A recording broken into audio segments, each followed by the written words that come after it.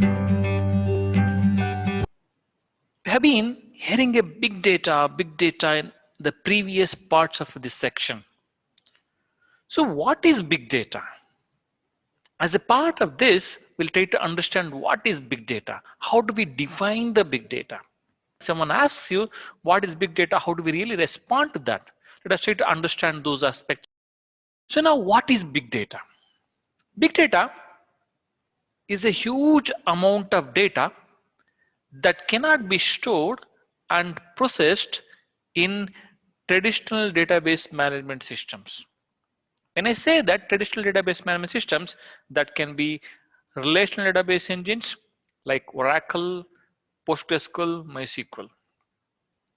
So we have a lot of data in terms of size, in terms of volume, in terms of amount of data. It can be structured, it can be unstructured, it can be semi-structured. That data cannot be stored and processed in traditional database engines. That is called as a big data. So that is how we define the big data. But if somebody asks you what is big data, we cannot really leave up to this, wherein that huge amount of data which cannot be stored and processed in traditional database management systems, we have to extend it further. We have to say that big data is also characterized by four important V's: volume, velocity, variety, and veracity. Along with that, we can say valence and also value as well. Let us look at them one by one. What is volume? Can you just think of what is volume? Volume is size. Volume is size of the data, right? When I say size of the data, how did it come? We have already discussed about how the data is being produced by different sources. But just to get a hang of it, how so much of data is being produced. If you look at the internet, we conduct more than half of our web searches from a mobile phone now. In a way, that has increased the traffic in the internet. And almost nearly 4 billion humans are using the internet now. On an average, Google is processing almost 40,000 searches every second. Imagine that. Nearly 3.5 billion searches per day. Isn't it humongous? Isn't it huge? It is. If you look at the social media, Snapchat users share around 5,27,000 photos per minute, and almost around 120 professionals join LinkedIn per minute. Nearly 41 lakh people watch the YouTube videos.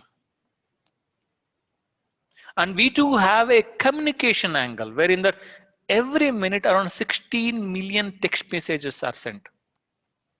Almost 156 million emails are sent. The point I am trying to make here is we do have a volume. The size of the data is increasing day by day with the contribution from all these things like internet, social media, communication, and also the sources what we discussed like machines, organization, and also people. Now that we got a hang of volume, how do we really measure the data? Isn't it in a bit? What is a bit then? Bit is the smallest unit of data in a computer. It is a short form of binary digit. So either it will have a 0 or 1 binary value. Let us try to understand how do we really measure the data. Some of it already you know, but I want to take you to the next level. That is the reason I'm starting from a very basic. So if I ask you a question, how much is 1 byte? It is 8 bits. Very easy question, right? How much is a 1 kilobyte? It is 1024 bytes. How much is the 1 megabyte? It is 1024 kilobytes. After that, how much is the 1 gigabyte? It is 1024 megabytes. We know we are in an era of terabytes now. How much is the 1 terabyte? That is 1024 gigabytes. Can you just think of what comes after terabyte?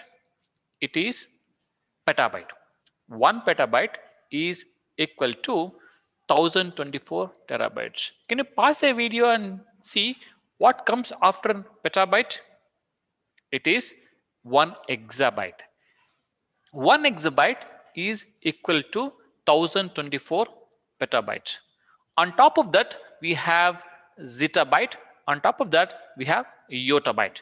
1 yottabyte is equivalent to 1024 zettabytes. Any idea why do we need to know all these things, petabyte, exabyte, zettabyte, and yottabyte? Imagine we're there as a part of a project. In a project, one of the team member asks you, hey, can you process the data of 1 zettabyte in another 1 hour? Then if you say yes, what it means is you are planning to process 1 zettabyte of data in 1 hour. It is unlikely until unless you have a super computer. So you need to have an idea about what is the size of the data, how the data is measured. That is the reason we have included this as a part of the volume. Now that we understood the volume, let us move on and understand how the data is increased over a period of time. If you look at 2009, almost there was a data of zero point 0.8 zettabytes then. Now, if you see in 2020, we have almost 36 zettabytes of data. It has grown by a factor of 44. That is how the data growth has been.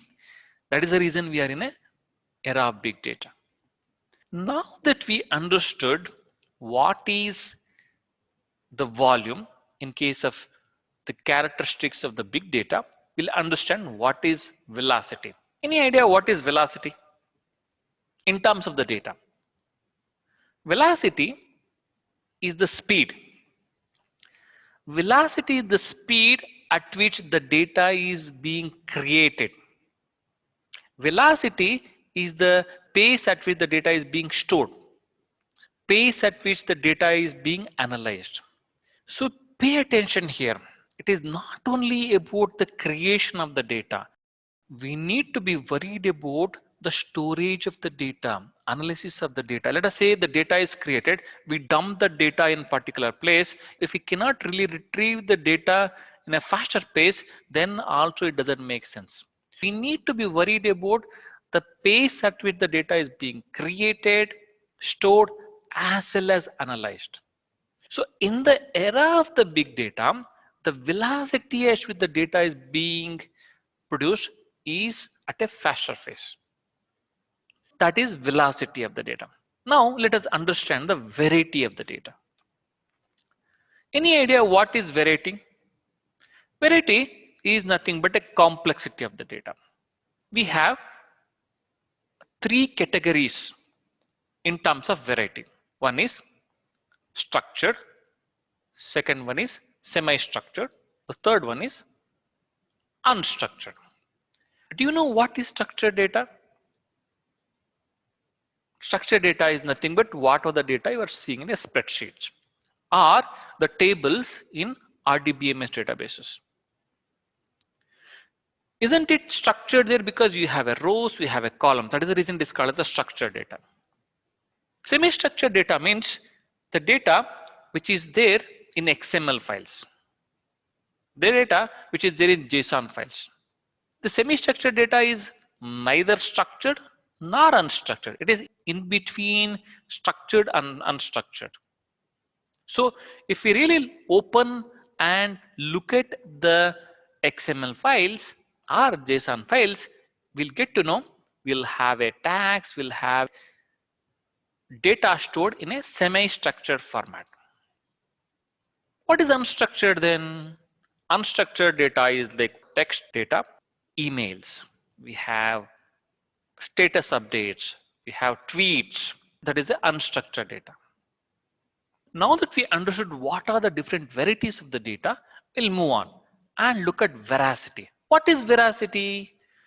Veracity is the validity or volatility of the data. What is the quality of the data? When we say quality of the data, a particular data can be of a good quality in particular context, but the same thing may not happen in another context. We always look at the quality in the context of analysis. So whether the data is accurate or not, whether the data is reliable or not, that is signified by veracity of the data. Remember, it is always within that context. That is how we look at the quality of the data. Now that we understood what is veracity, let us move on and understand the valence.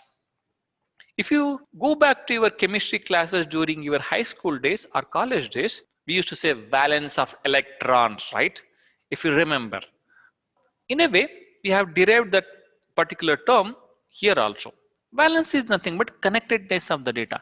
How well the data is connected to each other in terms of the analysis. That is what is valence of the data. In the end, we look at what is value of the data. Value of the data is derived by all these V's like volume, velocity, valence, veracity, variety. Value is the core, value is in the central part of all the V's. So if we are not able to derive the value from a particular data, then it doesn't make sense. 6 V's in big data. What we discussed is what is big data and what are the different V's in big data. That is starting from volume, velocity, variety, veracity, and valence. In the end, value as well. Thank you.